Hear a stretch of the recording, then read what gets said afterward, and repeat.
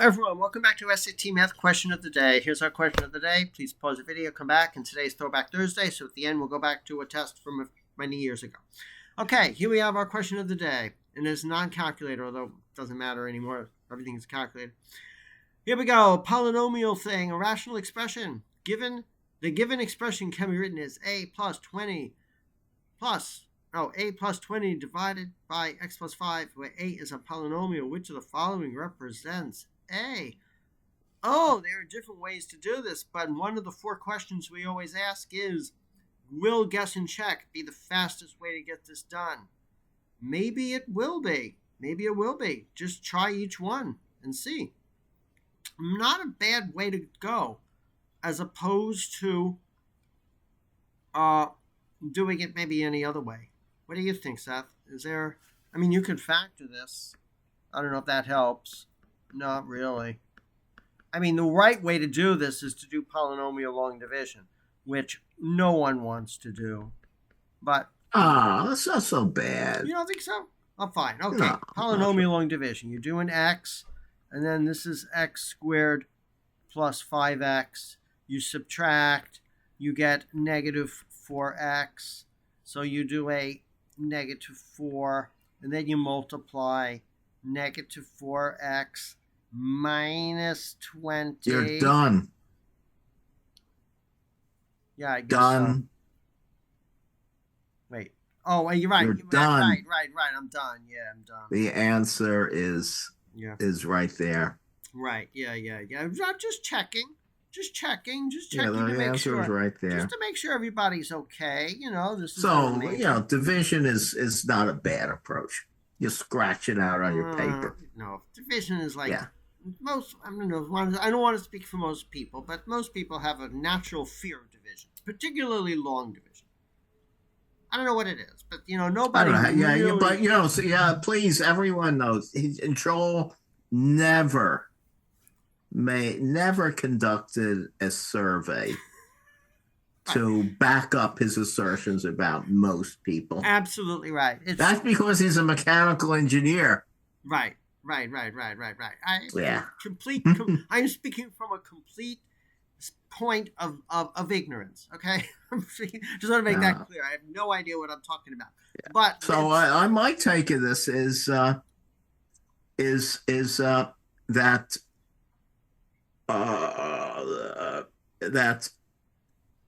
the different ways of approaching it vary with how much different people could imagine of the calculation steps for various approaches. Well, wait. Do you think? One way to do this is to check each answer. Now, they were very nice to us in this question, weren't they? Because the first answer is correct. So if you don't do polynomial long division, then if you try each answer, you will hit it on the first one, which was very nice of them. Yeah. It was very nice of them. Maybe. Well, I think we need to identify some principles that will lead you through the swamp of the problem. Okay, go ahead. Principle 1 is that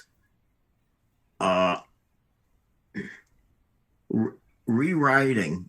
So it says this given expression can be rewritten as a certain form. So let's rewrite as that form.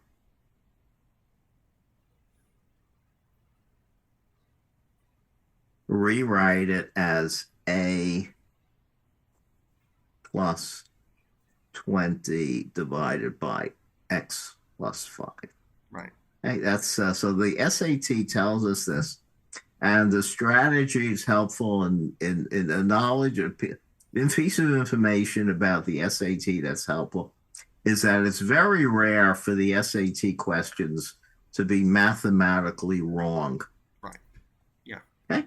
So now, first idea is that this equation is equivalent for the equation you get by multiplying both sides by x plus 5.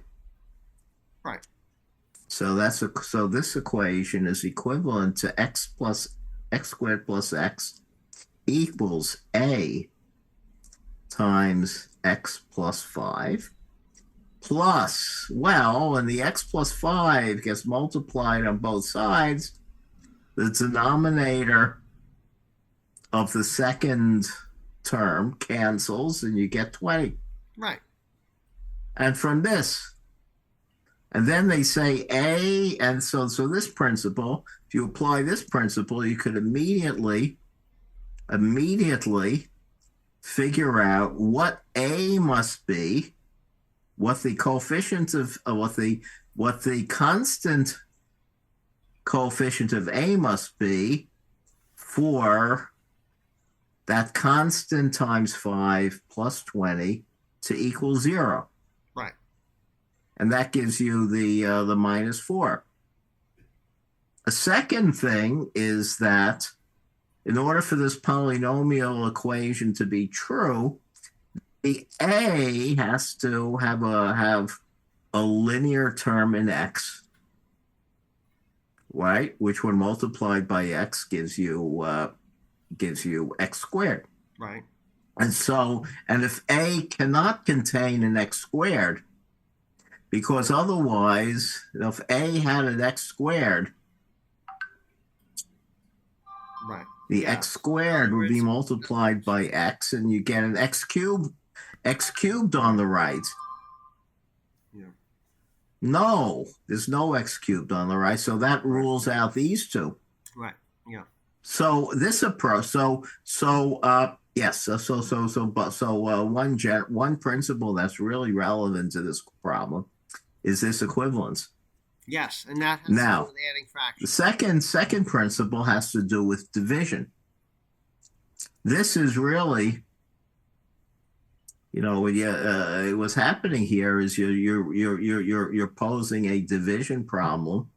Numerator divided by the denominator is equal to the quotient divided by the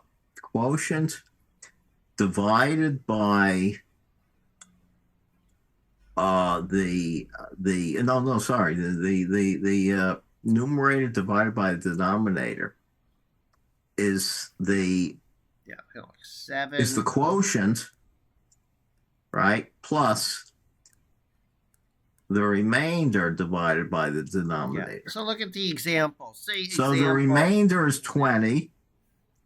The quotient is what it takes, right, to make this happen.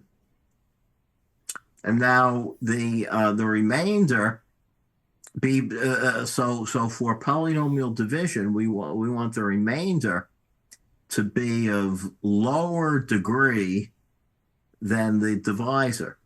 Right. So the remainder is a degree 0, right? So we could figure out that the quotient must be of degree 1. Yeah, but nobody's going to think like that. Yeah, but you're right. I don't know. If I think someone who was given enough practice and had that imagination or was led by a good teacher to think about the big picture would know this. Yeah, but you don't need that to get the answer. You don't need to know. You don't. Well, need you can get it's not a matter of need. It's a matter of preparing for the future. Yeah. If the more overall imagination and ability to anticipate things you have, the better it is for you. It's not a matter of needing. Of course, but Seth, and then when you have these greater capabilities, you could do problems faster. Yes. And therefore leave you time for the hard problems and get a better score. Okay. The bottom line is, though, by the time you do all of this, you realize the answer is x minus 4. You're not going to be thinking, well, that makes sense because it's a lower degree polynomial. You're not wasting your time with that on the test. We're talking about doing these test questions. Yeah. But yes, you're right. If you're lucky. Okay, so we think we nailed this so one. far, well, wait. So you have two. You said approach. You said You Okay. said concepts. Issue They're one. not No, I think concepts. They're the two. approaches. The principle one is the principle that this equivalence is rewritten leads to this equivalence Right. between two polynomials, Right. one of which has an unknown Right. Okay. unknown in it. Yeah. The principle one. Yeah. Principle two has to do with polynomial division. So principle one leads to this approach.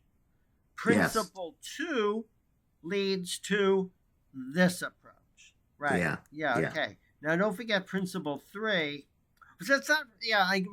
Right. So each principle leads to a different approach depending on the principle. And notice there are many ways to do this problem. The other one is also just guess and check. Guess and check is sort of related to principle one.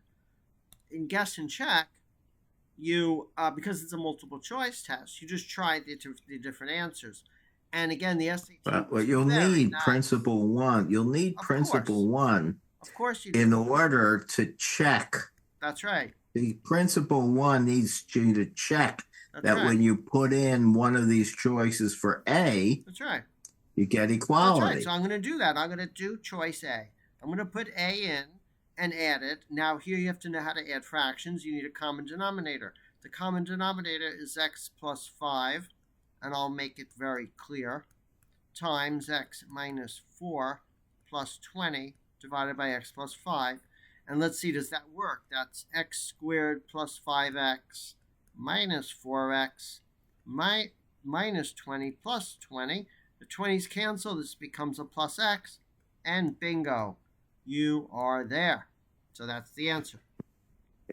And then you're lucky. I mean, they had to have conversations as to whether to put the answer first or second. Now, visually, it doesn't look right to put an x squared on top. It just doesn't look right mathematically. You always keep simple stuff on top. So they probably debated very much which one to put first, knowing that some people would. I would think that they would think some people would have to guess and check. But that's another approach. But yes, this approach, this last approach uses principle one, where you have to know how to add fractions. But that's main idea in principle one is more powerful in that you just have to match different sides of an equation. Matching different sides of an equation is a very important principle in algebra. Well, what they unfortunately don't stress in high school, which they really ought to, is the asymptotic behavior, which is how polynomials are really used in things like engineering. Right. Okay. When x is large, this behaves like a function that's linear in x. That's right. Yeah. Right? Yeah. And therefore, the A has to be linear in x. Right. So that's another way. And the remainder gets smaller and smaller. It goes to 0 as x gets large. So that rules out the C and D. Right. That's another approach. So let's go through the 4 questions. The first question is guess and check a feasible way to do this problem? I would say yes. Try each answer till you get it.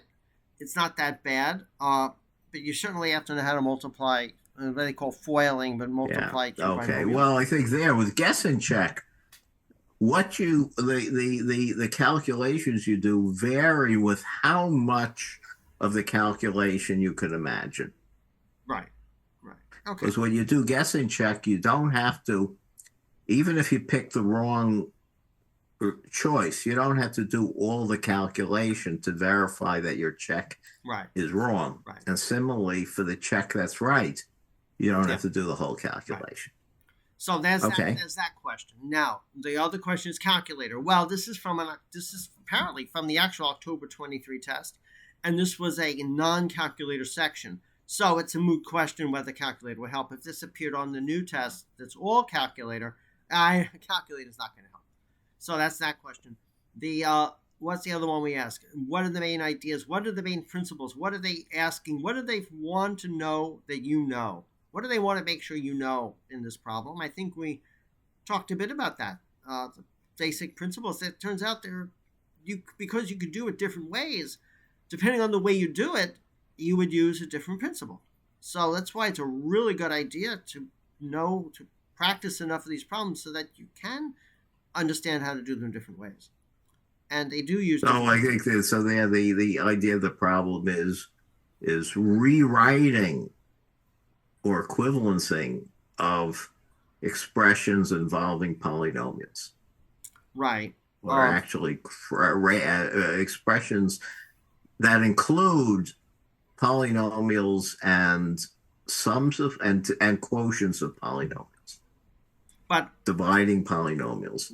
The other thing, let's say, the other thing you can do, it is certainly possible, is just to recognize what this is. Remember back from school that when you see something like this and you see something like this, you have to use polynomial long division and just do polynomial long division and just get the answer.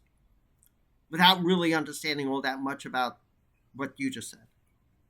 That also will work. Yeah. So this is sort of reading off. It's a direct application of the abstract idea of polynomial division. Right. Yeah. And I hate to admit, but we're supposed to ask. Basically, the problem is to find the quotient that from a polynomial division. For a polynomial division, the problem is to find two polynomials, the quotient and the remainder. Here, they gave you the remainder.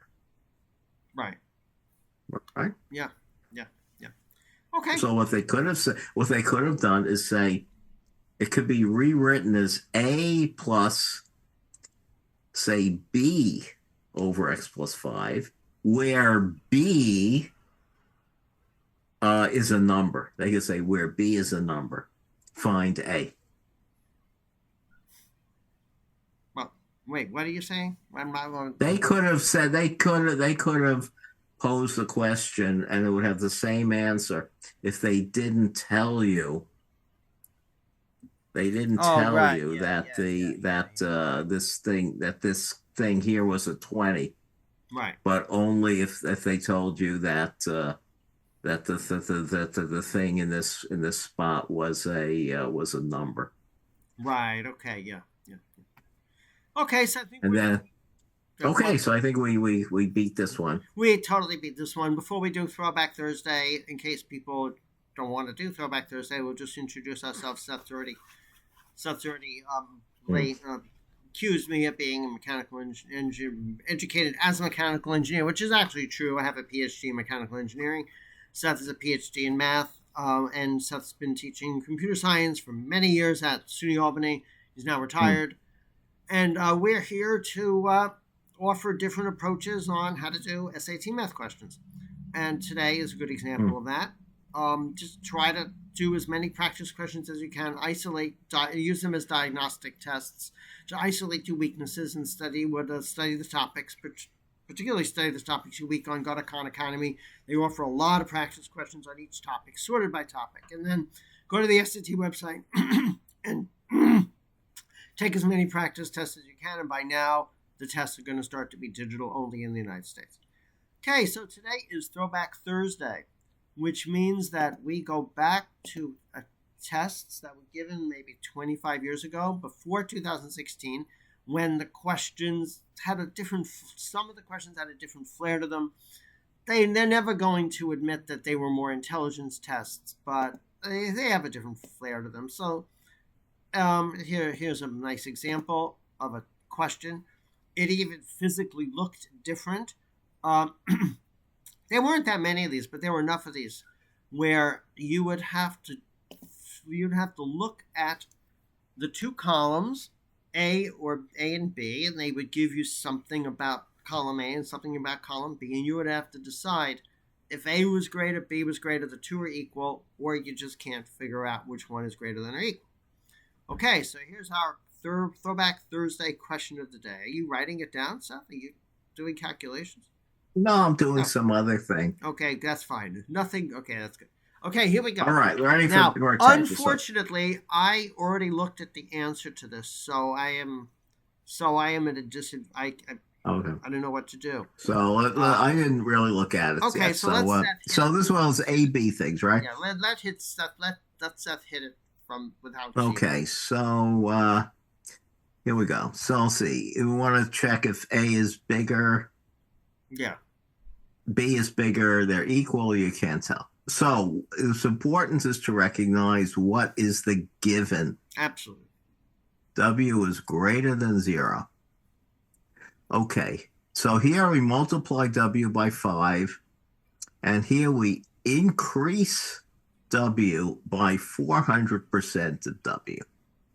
Well, I think of, here's what I'll write down what went in my mind. Go ahead. We want to see what's inside the genius brain of Seth Chaiken. The new W equals the old W increased, that means a plus,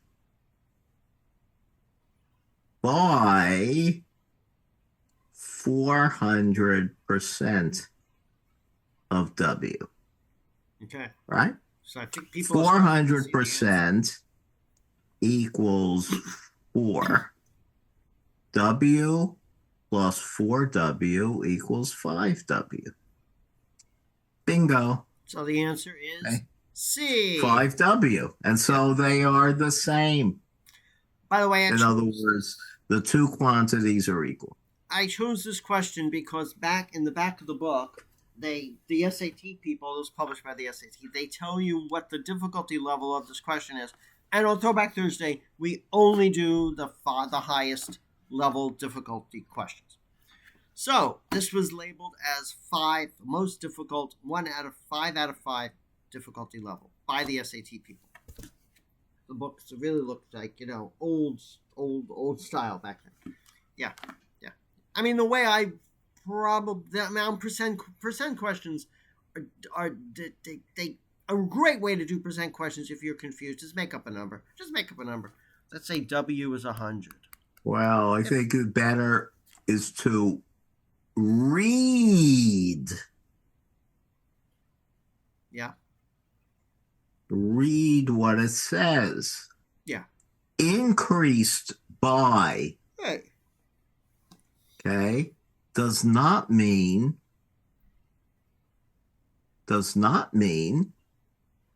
that the quantity is multiplied by the percent. Yeah.